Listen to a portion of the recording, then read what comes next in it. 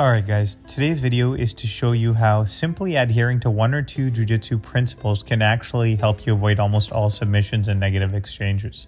Number one is going to be not leaving your limbs far away from the core, as we see here. This opens up a Kimura trap for me, so I take it. The second general principle that I would advise everyone to adhere to is, in terms of avoiding balloon sweeps, but generally a lot of sweeps, is to not have your hips elevated, have a forward momentum, and have your head past your opponent's belt. So here I use the Kimura trap, and ultimately, no matter what he does right, with the rest of his body, this little mistake with the arm will really dominate and dictate where the exchange goes. I just go into kind of this side triangle position where I can better isolate his arm and get the finish on the arm bar. You can see I shift my hips and I always lean his elbow towards his head. Why? Because that flares the elbow away from the body, which gives me a leverage advantage. And here I can control and get the finish. Even if he clears my feet, the arm is now so overextended that it's relatively weak. If his goal is to keep his elbows tight to the core, then my goal is to open it up. So here you can see as soon as we land here, both of his elbows are actually flared away. So I have the choice of either arm.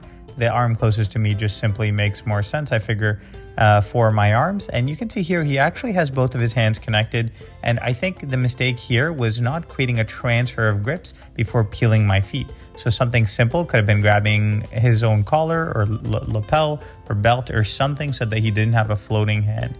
Now he is deflecting my other leg, but you can see I'm still squeezing my knees together. And because his arm was extended, I had a leverage advantage. So here's the first example of the second principle. Head forward, hips elevated, but no forward momentum. 2 out of 3 creates an easy sweeping opportunity for me as I tap out his foot from the butterfly.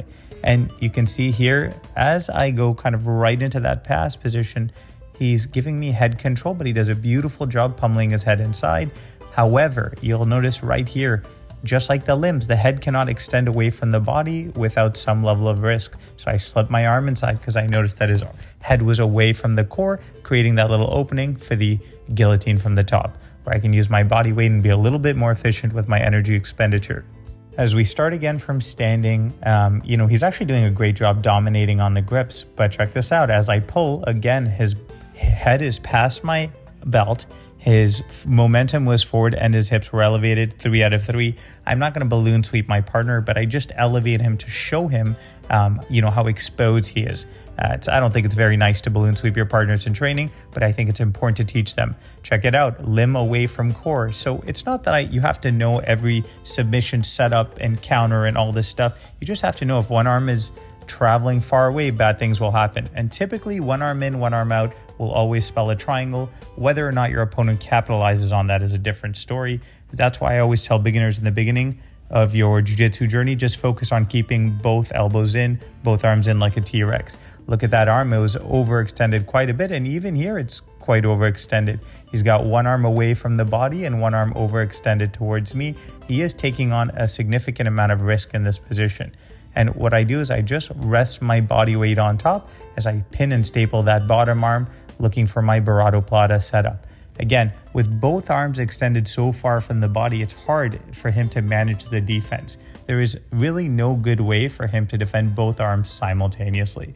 And what I've done is I've used my leg position to isolate his arm away from his body. This is a beautiful meow setup that I picked up for the Barado Plata from top side control. As I go to off balance him, his defense here is to try to roll, which I control his descent, I block his hip, and as I shift my hips out, I get the finish.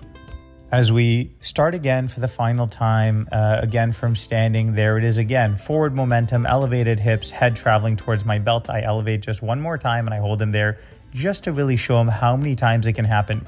The thing is, Mike is actually quite good for a blue belt, so he gets away with a lot of these things. I hit him with a John Wayne sweep.